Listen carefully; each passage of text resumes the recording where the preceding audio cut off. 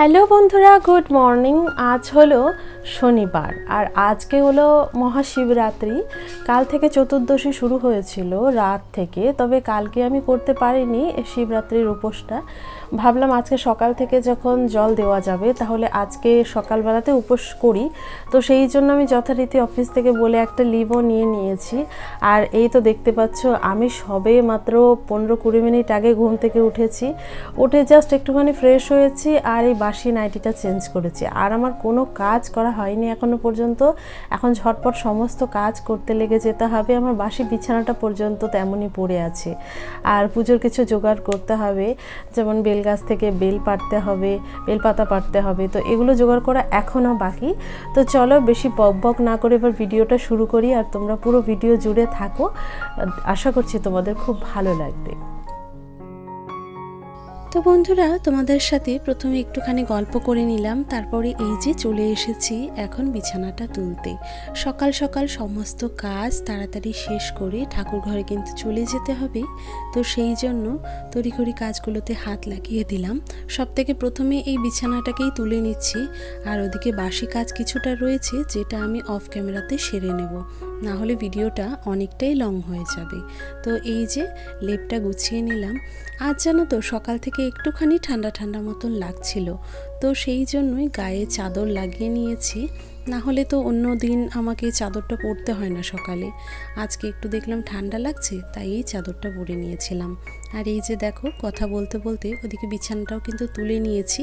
তারপরে এই যে চলে এসেছি বেলগাছের এখানে। আর আমাদের ছাদের ওপরে অনেকটাই হাতের কাছে বেলপাতা এগুলো সমস্তটাই তুলতে পারা যায়। তো সেই জন্য আমি নিচ থেকে কখনোই তুলি না, ছাদে এসে এরকমভাবে তুলে নিই। তো মোট আমি 3টে বেল পেরেছি, আর তারপরে কিছুটা বেলপাতাও পেরে নিয়েছি। তো চলো এবার নিচে চলে যাওয়া যাক। তো নিচে চলে এসেছি, এসে ঠাকুর ঘরের সামনে ওই বেলপাতার বেলটা রেখে দিয়েছি। তারপর ওই যে বাসি বাসন ছিল সেগুলো কিন্তু মেজে নিয়েছি। মোটামুটি বাসি কাজ করা আমার হয়ে গেছে, ঘর দুটোও মোছা হয়ে গেছে। আর এই যে বাসি নাইটিটা ছিঁড়ে রেখেছিলাম, তো সেটা একটুখানি খালি জলে ধুয়ে দিলাম। নাইটিটা এই সাইডটাতে মেলে দিয়েছি। আর সকালের মোটামুটি সমস্ত কাজই হয়ে গেছে। আর বাবা ওদিক থেকে বাজারও করে নিয়ে এসেছে পুজোর জন্য, ফল ফুল যা যা আনতে হয় আর কি।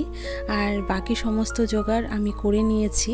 তো এদিকে দেখো আমি স্নান কিন্তু করে ফেলেছি এর মধ্যেই। আর তারপরে চলে এসেছি ঠাকুর ঘরে এসেই প্রথমেই ঠাকুরের সিংহাসনে যে সমস্ত বাসি ফুলগুলো ছিল কালকে সেগুলো তুলে ফেলে দিয়েছি। আর তারপরে এই যে ঠাকুর ঘরটাও কিন্তু চটপট মুছে নিলাম।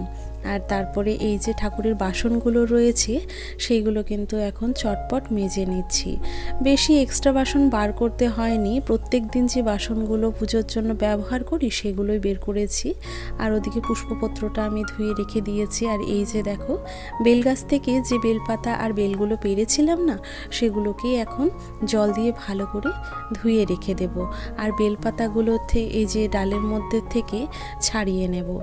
তো বেশ অনেকখানি বেলপাতা পেরেছি এই কারণেই, কারণ আমাদের বাড়িতে ঠাকুর ঘরের পুজোতে কিছুটা দেব, আর বাকি বেলপাতাগুলো আমি মাকে দেব, একটা প্লাস্টিকে ভরে রেখে দেব।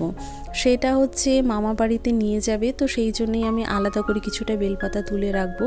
আর যার জন্য একটু বেশি করে পেরে রাখা আর কি। আর কিছুটা কিন্তু আমি রেখে দেব ঠাকুর ঘরেই, কারণ পরে 2-1 দিন পুজোতেও কিন্তু এই বেলপাতাটা লেগে যাবে। আর এই যে দেখো, আমি এখন পুষ্পপত্রটা খুব সুন্দরভাবে ফুল দিয়ে সাজিয়ে নেওয়ার চেষ্টা করছি। 3টে বেল রেখেছি, বেলপাতা রেখেছি, এদিকে লাল সাদা সব রকম ফুল দিয়ে কিন্তু পুষ্পপত্রটা সাজিয়ে নিলাম। তো কিছুটা ফুল দেখো কিনে আনা হয়েছে, সেগুলো কিন্তু সাজিয়ে নিয়েছি। তো পুষ্পপত্রটা কেমন সাজিয়েছি তোমরা প্লিজ একটু জানিও। তারপরে এই যে 3 রকম ফল রেডি করে নিয়েছি, ওদিকে বেল তো রেখেছি, আর বাকি এই দুটো ফল রেখেছি, তার মধ্যে কিন্তু সিঁদুরের ফোঁটা দিয়ে দিয়েছি। সমস্ত ফল একে একে আমি কেটে নিলাম, ওদিকে দই মিষ্টিটাও কিন্তু রেখে দিয়েছি।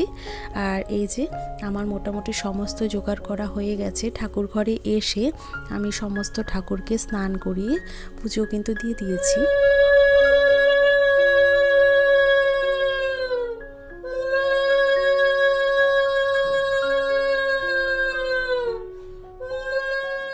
ঘি মধু, গঙ্গা জল, দুধ সমস্তটা একসাথে মিশিয়ে সেই মিশ্রণটা শিবলিঙ্গের ওপরে ঢেলে দিয়েছি। তারপরে 3 রকম ফল শিবলিঙ্গতে ছুঁয়ে তার পাশেই কিন্তু রেখে দিলাম। আর এরপরে পড়ে নেব ফাল্গুন মাসের ব্রত কথা। তখন সে সেই বনের একটা গাছের তলায় সেগুলো রেখে একটু বিশ্রাম করতে লাগলো। খুব ক্লান্ত হয়ে তো পাঁচালিটা পরে নিয়ে এই যে দেখো একে একে বাড়ির সকলেই কিন্তু শিবলিঙ্গের মাথায় জল ঢেলে দিয়েছি। আর তারপরে এই যে পুজোটা কিন্তু আমার কমপ্লিট হয়ে গেছে। ফুল, বেলপাতা, ফল দিয়ে দেখো এই সিংহাসনটা কতটা সুন্দর লাগছে। শিবলিঙ্গের জায়গাটা আজ যেন ফুলে ভরে উঠেছে। দেখতে যেমন ভালো লাগছে, একটা শান্তিও কিন্তু মনের মধ্যে চলে আসে। স্বামীর কল্যাণের জন্য আমরা মেয়েরা বা বিবাহিত মহিলারাই বলতে পারো এই কাজটা কিন্তু সব সময় করে থাকি। বিয়ের আগে সব সময় সেজে গুজে শাড়ি পরে আমি এই পুজোটা করতাম। আজকেও করতে চেয়েছিলাম, তবে কি বলতো অনেকটাই তাড়াহুড়োর মধ্যে পুজোটা সেরেছি তো সেই কারণে আর কি শাড়ি পরার একদম সময় পাইনি। আর এই যে তারপরে পুজোটা সেরে নিয়েই সোজা চলে এসেছিলাম রান্নাঘরে এসে ভাইয়ের জন্য একটুখানি সেদ্ধ ভাত আর বেগুন ভাজা করে নিয়েছিলাম। আর তারপরে এই যে বাইরে যে সমস্ত কাপড়গুলো শুকিয়ে গিয়েছিল সেগুলো কিন্তু তুলে নিয়ে চলে এসেছি। আর এখন ওই 3:30 মতন কিন্তু বাজছে। মাঝখানে যদিও অনেকটা সময় পেরিয়ে গেছে। আর আজ তো দুপুরে তেমন কোনো রান্নার আয়োজন ছিল না, কারণ ওদিকে মা চলে গেছে মামার বাড়ি। আর আমরা যেহেতু উপসী ছিলাম তো সেই কারণে বাড়িতে রান্নাবাড়ির কোনো রকম আয়োজন করিনি। আর আমি এরপরে তো উপোসটা ভাঙবো ওই 6:30 নাগাদ। চতুর্দশী শেষ হয়ে যাওয়ার পরেই আমি কিছু একটা মুখে দেব। তো সেই জন্য আর রান্নাবান্না করেই বা কী হবে, তাই না? তো সেই কথাটা চিন্তা করে শুধু ভাইয়ের জন্যই সেদ্ধ ভাত করে দিয়েছিলাম। আর এই যে দেখো তারপরে বাইরে থেকে সমস্ত কাপড়গুলো তুলে এনে একে একে কাপড়গুলো গুছিয়ে নিলাম। আর এই যে আলনাতে খুব সুন্দরভাবে সাজিয়ে রেখে দিলাম। আমাদের সংসার জীবনে পুজো পার্বণ থেকে শুরু করে যাই হোক না কেন, আমাদের সংসারের কাজগুলো কিন্তু প্রত্যেক দিনের তালিকা থেকে কখনোই বাদ পড়ে যায় না। যেই পরিস্থিতি আসুক না কেন এই কাজগুলো যে আমাদের প্রত্যেক দিনই একই রকমভাবে করতে হয়। তবে খুব ভালো লাগতো যখন বিয়ের আগে কত সুন্দর সেজে গুজে জল ঢালতাম সকল বান্ধবীরা মিলে। সেই দিনগুলো না কোথায় যেন একটা হারিয়ে গেছে। এখন সময়ের সাথে সাথে সব দিনগুলো যেন পাল্টে যাচ্ছে, জানো তো। ওই দিনগুলো না এখন খুব মিস করি। তো যাই হোক বন্ধুরা, এই যে দেখো তোমাদের সাথে কথা বলতে বলতে ঘরের জানলাটা ওদিকে আটকে দিয়েছি। আর তারপরে এই যে দুটো ঘরই কিন্তু চটপট ঝেড়ে নিচ্ছি। আর এই যে সকাল থেকে এত পরিমাণে হাওয়া, সে আর কি বলবো। ঘরের জানলা দিয়ে বলো দরজা দিয়ে বলো সব জায়গা থেকে যেন ধুলোবালি ঘরে চলে আসছে। আর ঘরগুলো না চটপট করেই কিছুক্ষণ পরপরই নোংরা হয়ে যায়, জানো তো। আর এই যে তারপরে কিন্তু আমার গাছগুলোতে একটুখানি জল দিয়ে দিলাম। এখন গাছগুলোতে দুবেলা জল না দিলে একদমই হয় না, শুকিয়ে যায় খুব তাড়াতাড়ি। আর এই যে তারপরে ভাই যে খেয়েছিল সকালে ওই বাসনগুলো কিন্তু আমি ভিজিয়ে রেখে দিয়েছিলাম টিউবওয়েলে। ভাবলাম এত তাড়াতাড়ি মেজেই বা কী করবো, বিকেলে একবারে মেজে তুলে নেব। তো এই যে বিকেলবেলায় আমি কিন্তু ঘরের সমস্ত কাজ সেরে নিয়ে টিউবওয়েলে এসে সমস্ত এঁটো বাসনগুলো মেজে নিয়েছি। আর এখন না কেমন যেন একটা ওয়েদার, জানো তো, কখনো ঠান্ডা কখনো গরম। আর দুপুরে পরে তো একদমই বসে থাকতে পারি না, একটুখানি শুয়েই নিই। আর এই যে তারপরে কিন্তু বাসনগুলো মেজে নিয়ে আমি বাইরের গামলাটার মধ্যে জল ঝরতে উপর করে দিয়েছি। তারপরে চলে এসেছি উঠোনটা ঝেড়ে নিতে। বন্ধুরা, প্রতিদিনের মতন আজকেও তোমাদের বলতে চাই, আমার আজকের এই ভিডিওটি যদি তোমাদের ভালো লেগে থাকে বা ভিডিওর কোনো অংশ যদি তোমাদের একটু হলেও পছন্দ হয়ে থাকে, তাহলে প্লিজ ভিডিওটিতে একটি লাইক করে দিও। তোমাদের করে দেওয়া একটা ছোট্ট লাইক আমার এই ভিডিওটিকে নতুন নতুন বন্ধুদের কাছে পৌঁছে দিতে কিন্তু সাহায্য করবে। আর এরই সাথে যদি কোনো নতুন বন্ধু এই মুহূর্তে আমার ভিডিওটি জুড়ে থাকো বা আমার ভিডিওটি যদি তোমাদের একটু হলেও পছন্দ হয়ে থাকে, তাহলে প্লিজ আমার চ্যানেলটি সাবস্ক্রাইব করে আমার পাশে থেকো।